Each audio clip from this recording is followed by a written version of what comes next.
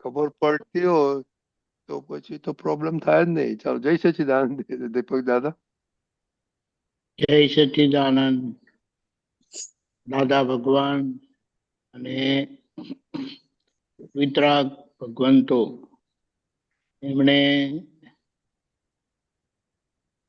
એટલી બધી શોધખોળ કરી સુખ માટેની. દીપકાજી એક મિનિટ વાંચી જાઓ ને, કારણ કે પછી રેકોર્ડિંગ પછી શરૂ છે. પોસ્ટમેન કાગળ કોને આપે છે? પોસ્ટમેન કાગળ કોને આપે છે? જેનો કાગળ હોય તેને જ આપે છે. તેને જ આપે છે ને. જેનો કાગળ હોય તેને જ આપે છે ને.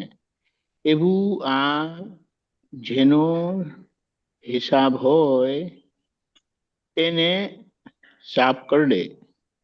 એવું આ જેનો હિસાબ હોય તેને સાફ કરડે. વીછી ડંખે, ઠોકર વાગે કે કાંટો પણ વાગે. એટલે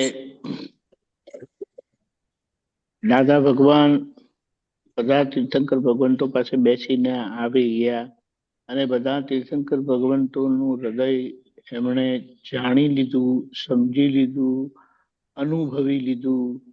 અને એમનો અનુભવ 1958માં યથાર્થપણે એક્ઝેક્ટનેસ સાથે, પરફેક્શન સાથે 1958માં ખુલ્લો થયો અને પોતે ઠરીઠામ થયા. ઠરીઠામ થયા એટલે અહંકાર સંપૂર્ણપણે જતો રહ્યો. હવે આમ આપણે હિસાબ કાઢીએ દાદા ભગવાનનો એક સમજણ રૂપે, તો એમને પણ આ દર્શન આ તીર્થંકર ભગવંતો પાસે જ પ્રાપ્ત થયેલું. પણ એનું રહસ્ય એમણે ખોડી કાઢ્યું. એમનું રહસ્ય એટલે કરે છે કોણ અને હું શા માટે ભોગવું છું તે. આ બે વસ્તુ જે છે એનું છેક પાતાળ લગી પહોંચી ગયા. પાતાળ લગી એટલે છેલ્લો જવાબ કે જેની આગળ કોઈ જવાબ નથી, ફાઇનલ જવાબ એ દાદાએ મેળવી લીધો. અને જે માટે એમણે કીધું કે અમે આ વ્યવસ્થિતની શોધ માટે 30 જન્મો અમે ભટક્યા છે. હવે વિચાર કરો કોણ છે? તમે વાત કરો, તમે જાણો કે તમારું માઇક્રોફોન ઓન છે.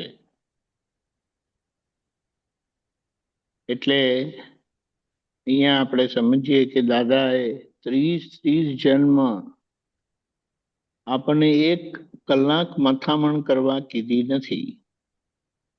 અને 1 કલાક એમને જ આપેલી દ્રષ્ટિમાં રહેવા માટે આપણને વાફા થઈ જાય છે. એટલે અહીંયા ખાલી વાત જ સમજવાની છે કે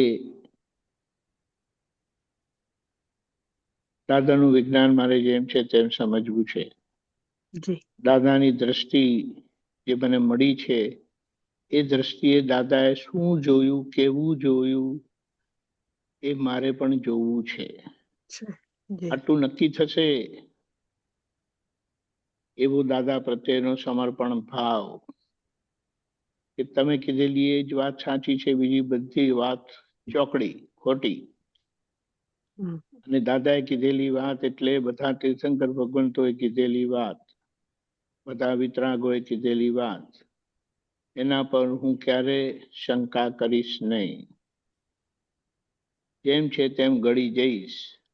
આ અમુક વસ્તુ આપણે નક્કી એટલા માટે કરવું પડે છે કારણ કે હજી બુદ્ધિ અને બુદ્ધિનું ચલણ, બુદ્ધિનો પ્રભાવ આપણી અંદર હજુ એ છે. એટલે જ્ઞાન આખું ખુલ્લું થઈ ગયું છે. આજ્ઞા મળી ગઈ છે. આજ્ઞા એટલે જ્ઞાનનો અર્ક. જ્ઞાનનું સમાધાન, જ્ઞાનનો છેલ્લો જવાબ એ આ 5 આજ્ઞા છે. તો ખાલી દાદાએ કીધું કે અમારી 5 આજ્ઞા અમારે તો મહાવીર ભગવાન જેવા ફર્યા કરે, મુક્ત વિહારી. બોલો, જીવન મુક્ત દશા આપણને મળી છે અને આપણે રહી શકતા નથી. અને એના પ્રમાણ કેવા બતાડ્યા? 2 વસ્તુ. આપણે જેમની સાથે પણ રહીએ એમનો કોઈ પણ ઉપયોગ હોય, આપણે એની અસર ના થાય. એટલે કે આપણી પ્રસન્નતા, આપણા પરમાનંદમાં, આપણા સુખમાં, આપણી ચીયરફુલનેસમાં, ચિત્ત પ્રસન્નતા જે દાદાએ કીધી છે એવી આપણી થાય, નંબર 1. અને બીજું, આપણો ઉપયોગ એટલો બધો કેન્દ્રવર્તી, તીક્ષ્ણ અને અખંડ સુખમય હોય કે આપણી આજુબાજુ જે બધા હોય એ ભલે ને ગમે તેવી પીડામાં હોય પણ એમની પીડા જતી રહે. એટલે હવે આપણે તપાસ કરીએ તો આપણો જીવન વ્યવહાર એવો કંઈક છે કે સામાના સુખમાં આપણે ખલેલ પહોંચાડીએ છીએ. સાચી વાત કે નહીં? સાચી વાત. આ હિસાબ જ કાઢવાનો છે. એને આપણે શું કહીએ? આ અહંકાર જે પણ છે રહી ગયેલો, બાકી રહી ગયેલો, એને દર્શન કરાવવાની જરૂર છે. એક દર્શન દાદા ભગવાને કરાવ્યા, એક દર્શન હકીકતના, વાસ્તવિકતાના, જે દર્શનથી આપણને આપણી ઓળખાણ થઈ કે હું નિશ્ચય નિર્ણયથી કેવળ શુદ્ધાત્મા છું. જે કૃષ્ણ ભગવાને પાર્થ એટલે અર્જુનને યુદ્ધ મેદાનમાં એ દર્શન કરાવેલા, એ કેવી રીતે એ પોતે એટલે કૃષ્ણ ભગવાન પોતે અને તેથી અર્જુન પણ જીવ માત્રમાં રહેલા છે એવા શુદ્ધાત્મા ભગવાન છે. અને એ જ દર્શન આપણને પણ દાદાએ કરાવ્યું. હવે એ દર્શનના આધારે મને બધામાં જોઈ લીધા. ના, દાદાએ મને બધામાં દેખાડી દીધા. આ પોઈન્ટ બહુ જ મહત્વનો છે. એટલે દાદાએ બધામાં મને દેખાડી દીધો, પણ હું હજી મારી જાતને બધામાં જોઈ શકતો નથી. કરેક્ટ? દાદાએ દેખાડ્યા પછી, દાદાએ દેખાડ્યું એ એમણે કૃપા કરી આપણા પર, જબરજસ્ત કૃપા કરી. આપણે મા બાપનો ઉપકાર પણ ખાલી જોઈએ ને, એમની કૃપા નથી કહેવાતી પણ ઉપકાર કહેવાય છે. તો એ મા બાપનો પ્રતિ ઉપકાર એટલે વળતો ઉપકાર આપણાથી કોઈ રીતે થઈ શકે એમ નથી. કોઈ કરતા કોઈ રીતે થઈ શકે એમ નથી. કેટલા વર્ષો સુધી એમને આપણને ખવડાવ્યું, પીવડાવ્યું, રાખ્યા. આપણાથી એમ ના કહેવાય કે તો એમની જવાબદારી હતી, ફૂલિશનેસ કહેવાય.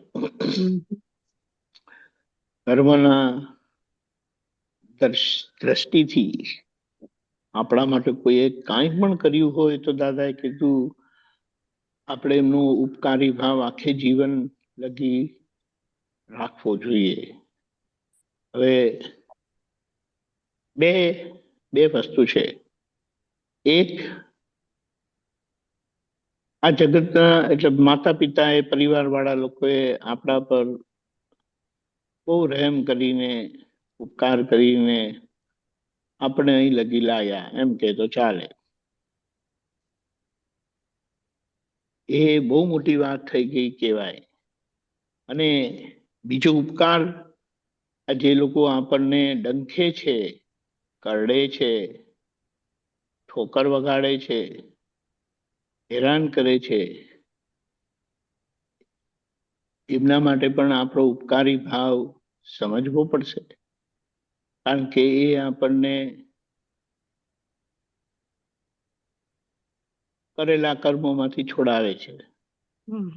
કરેલા એટલા માટે કહીએ છીએ, આપણે કરેલા નથી, પણ કરતા ભાવે થયેલા અજ્ઞાન પ્રયોગથી જે આ માળખું મન વચન કાયાનું તૈયાર થયું, કર્યું નહીં થયું. કર્યું શા માટે નહીં? કારણ કે એનો બોજો આપણે માથા પર લેવાનો નથી. અને થયું એટલા માટે કહીએ કારણ કે એ વાસ્તવિકતા છે. અને વાસ્તવિકતા સમજવા માટે હોય છે, બોલવા માટે નથી હોતી. એટલે કે બહાર કહેવા માટે એક્સપ્રેશન રૂપે નથી, પણ આપણે આ સમજવા માટે કહીએ છીએ કે આ હકીકત છે. તો હવે એ બધા અજ્ઞાન પ્રયોગને આપણે રિવર્સ કરવાના છે.